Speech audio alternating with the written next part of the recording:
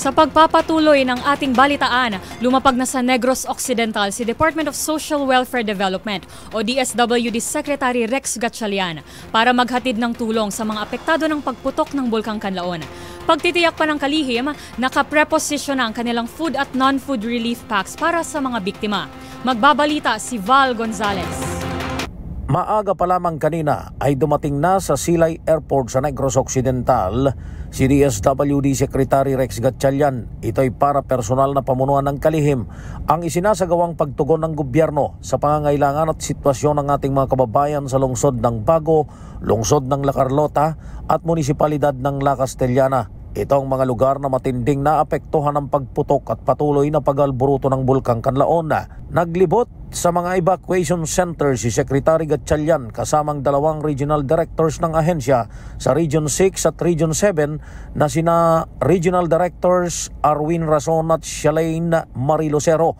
Nakipagpulong na rin si Kalihim Gatchalian kay Negros Occidental Vice Governor Jeffrey Ferrer at iba pang mga opisyal ng Bago City. Ito ay para matugunan sa mas mabilis na paraan ang relief operations sa mga pamilyang apektado ng pagsabog ng bulkan. Sabi ng kalihim, mayroong sapat na family food packs ang DSWD na nakapreposition sa mga warehouses ng ahensya sa Western at Central Visayas Region.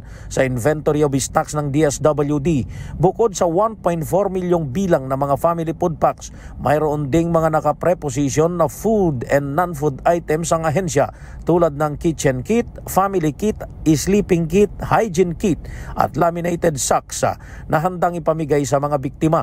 Nasa mahigit na 99.8 milyong piso pa sa ngayon ang halaga ng food and non-food items na stocks ang DSWD sa Region 6 at Region 7.